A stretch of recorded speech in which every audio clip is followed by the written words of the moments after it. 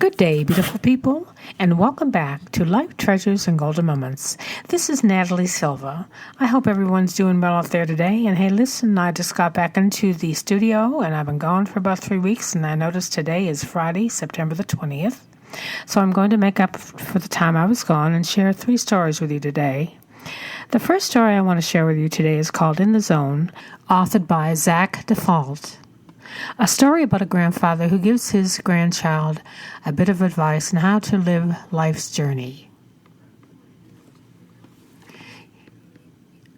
You're going to be at the big game tonight to witness my touchdown, right? I asked my history teacher. I regretted my arrogance almost as soon as I spoke. I was a high school senior, and tonight was the first game we would play at our school's new field. Oh, I'll be there. I can only stay for the first few minutes, he said. Then I guess I'll have to make the touchdown on the first play, I quipped. Why am I talking so big? Who do I think I am? Truth is, I was nervous. Tonight's game was just a part of it. Here I was at the start of my final year, and I still didn't know what I wanted to do after high school. I loved football, but who knew if I could play in college, or if I could go to college? I didn't have a sense of direction. Who was I to exclude confidence and think I was so special? I felt like a kid still. Tonight's game was a huge deal, of course. Our team had spent the summer working together to tear up the old field and put a new one. We all helped break up the concrete and lay gravel before we put down the artificial turf. We were so proud of the new field, we called it the Gudo. That was a no-brainer. We named it after Grandpa. He was a long-time educator in my hometown, the principal of several schools and an athletic director. He was the type of guy who looked out for the kids nobody else noticed. He made sure they stayed out of trouble and felt good about themselves.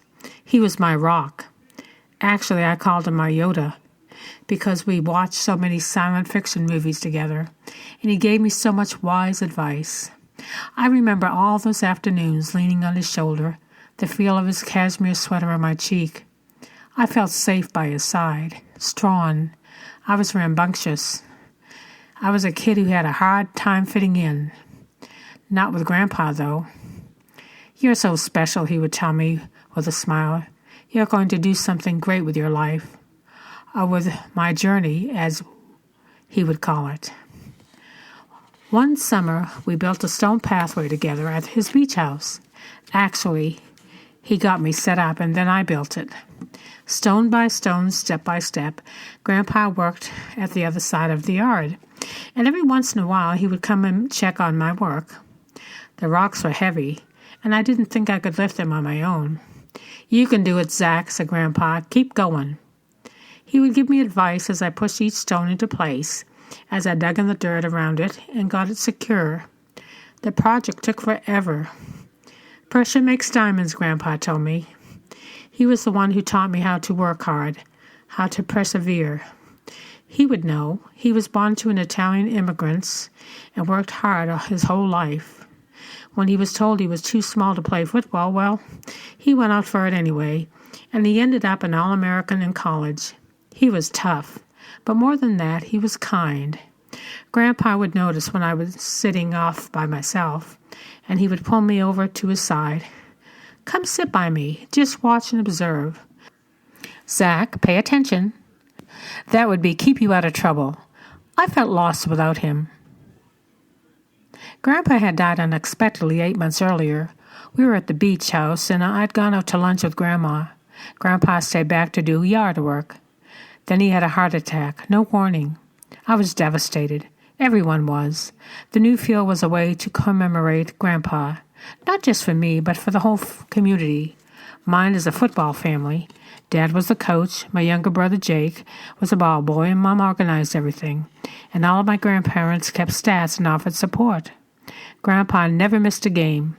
We wanted to win tonight in his honor. More than that, I wanted to do something special, something spectacular. I was in a rut, and I needed something to pull me out. Grandpa always believed in me. But how can I believe in myself without him to guide me? I remember Grandpa's words. See the plays you're going to make and visualize. I tried. I watched myself cross into the end zone. In the locker room that night, Dad gave a powerful speech. The air buzzed with energy. We huddled and said a prayer, as we always did. I sent a few words up to Grandpa. How would I play a game without him there, without him supporting me from the stands? I miss you, Grandpa. I need to know you're still with me. Can you send me a sign? When we hit the field, the lights were bright and the crowd roared. I turned to my buddy, Don. Let me take this one, I said. I don't know where I got the confidence, but I looked at Don and he nodded. It was the opening kickoff. I saw the ball spiral toward me. I leaped up to receive it. It dropped into my hands with ease. Now came the hard part, getting down the field for a split second. I held ground and waited for the tackle. I looked up and saw a huge player rush toward me. I darted to the right, then spun left. Usually I'm not so graceful. Next I saw a swarm heading toward me, and in their center a small hole. Can I make it through? I turned up the heat and sped through the wedge. No tackles yet. No one was near me. I kept going. I never ran so fast in my life. I was at the 20-yard line and then the 10. I kept waiting for the tackle, or at least an outstretched arm to bring me down, but none came. I was at the 5-yard line, staring into the end zone when I saw him. Grandpa, Giddo!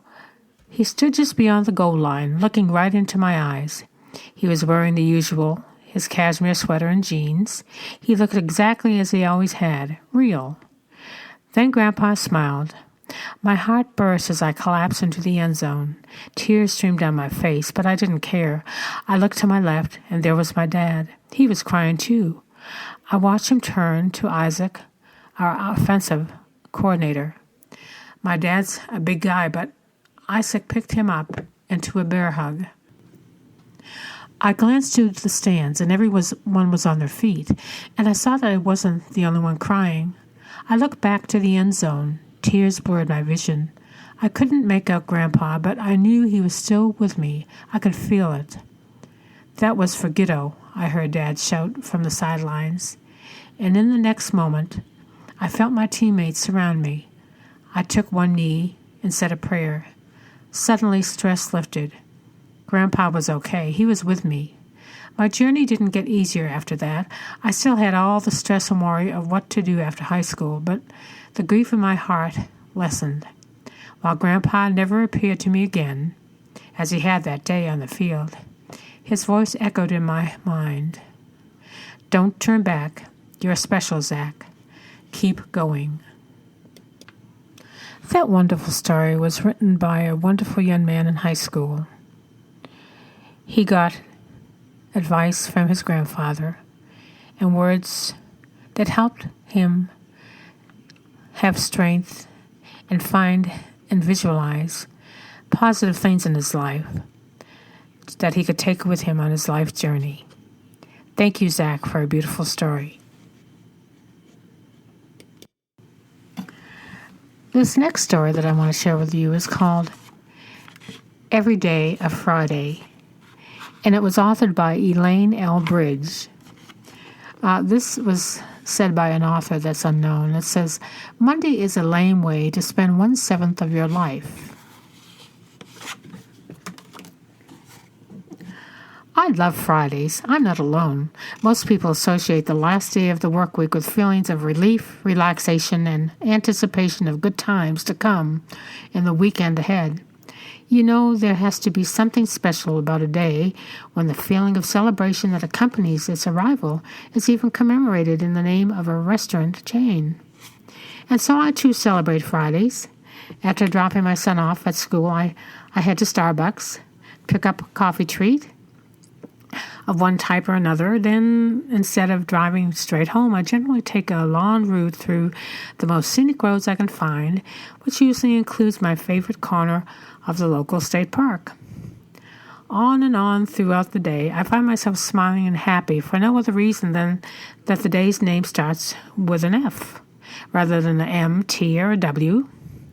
When I pick up my son again, hours into the afternoon, we high-five physically and vocally out chorus of Friday, resonating at least as loudly as our hands slap. Then we point out to each other the signs of beginning celebration, in the college town we drive through. We see footballs being passed on fraternity lawns, hamburgers being thrown on grills, people parked on Friday porch swings, and parties everywhere swinging into action. Sometimes it seems as if the whole world is celebrating Friday. The other day I emerged from a doctor's office happy over a positive prognosis in a health situation I was concerned about. My good mood was amplified by the signs of spring that were bursting all around me. Flowers blossoming, birds singing, bright sunshine warm upon my back. I was suddenly ready to celebrate, and Java-scented thoughts wafted through my brain. I whispered the word cappuccino and headed for the specialty coffee bar that was conveniently located just around the corner. My mind rebelled. What are you doing? It's Tuesday. Coffee treats are reserved for Fridays. And suddenly I realized how ridiculous the line of thinking was. Why should Fridays be any more special than any other day of the week? Why waste 6 days while waiting to rejoice on the 7th? Minutes later, I was walking back to my car with a big grin on my face and a raspberry mocha in my hand. A small victory, to be sure, but it also was an accurate example of how many of us live our lives.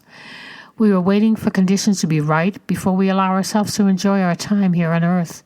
Maybe when we finally graduate from college and get a job, it will be time to celebrate, or perhaps when our toddlers are old enough to be in school all day. We'll rejoice when the car is paid off or enjoy life when we finally are able to retire. And in that waiting, we waste so much of the life that God has given us and that happiness that can be found in our days today. What if we moved a little of that Friday feeling into our rainy day Mondays, our gloomy Tuesdays, and our midweek Wednesdays? Surely our lives would be much happier as a result. It's interesting to note that TGI Fridays isn't open for business on just the last day of the work week. No, they celebrate all week long and into the weekend. And so should we. Thank you, Miss Bridge. Very good advice from our author and food for thought for each of us. The final story that I'd like to share today was authored by Cindy K. Knoll, and it's called Two Kinds of People. It's a story about life and how to be successful in life. I hope you enjoy this one too. Our boys had taken the recycling bin out onto the street the night before because our morning pickup was at the crack of dawn. The next morning I discovered Old Man Winter's cruel joke. The relentless South Dakota wind had turned cardboard boxes into Winter's version of tumbleweeds. They were scattered everywhere. I needed to run out and gather them up before the collection truck pulled up. I zipped insulated coveralls over my PJs, added a parka and a scarf, and then sealed myself up with mittens and a cap. I scurried out the door and zigzagged across the driveway like a chicken pegging for seeds. In a few moments, I snaked the stray boxes and crammed them into the bin. It was a good thing. My face was quick to remind me that exposed skin in below-zero temperatures is not a good idea. I was ready to dash back into the house when I spied it. One of the cardboard boxes had made its merry way to the park next door. I grimaced as I fought the temptation to leave it there. I stood frozen, figuratively and literally, as the words my father had spoke years before began to echo in my brain. I could hear his voice as it carried over the sound of burgers sizzling from the heat of Kingsford charcoal briquettes in the background. Cows were meandering and mooing as they made their way from the field to the stock tank. I sniffed the sweet smell of freshly cut alfalfa. I was sitting cross-legged on the picnic table.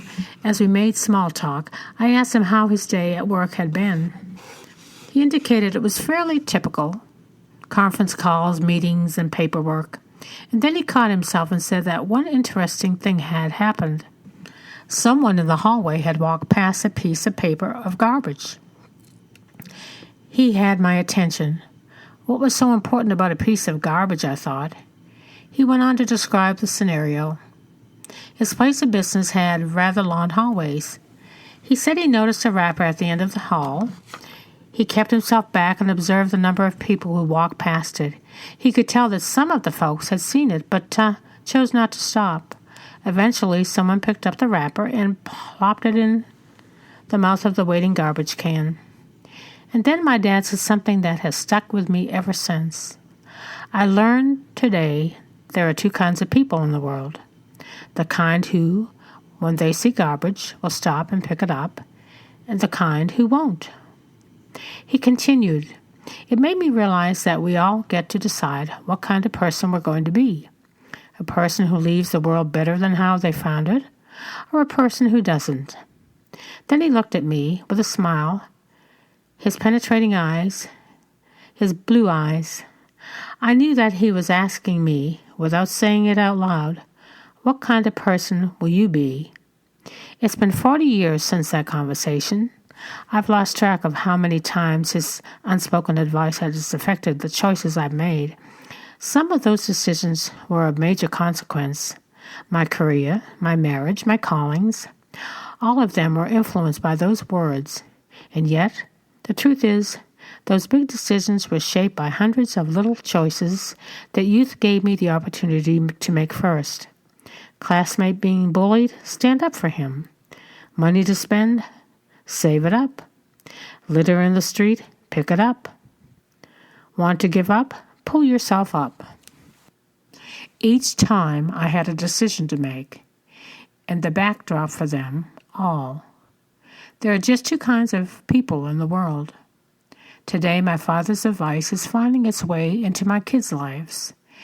Their choices regarding vocation and how they conduct themselves in the relationships, as well as being of service to others, are being influenced by the unspoken challenge. What kind of person will you be? I'm grateful for his words, but even more for the way he modeled what it looks like to leave the world better than how you found it. Oh, and that renegade cardboard box? You already know what happened. Despite having all the mobility of Mitchin man bubbled in layers of clothing, I ran to the park, snagged the box, and with a grin as broad as my frozen face would allow, slam-dunked it into the bin. My dad's been gone for more than a decade now, but I still tell him I get it. Two kinds of people. Dad, two kinds of people. It was also said by J.C. Watts, character is doing the right thing when nobody's looking. What will you do when nobody's looking? I hope you enjoy these stories today and they carry you through the week and the rest of the month.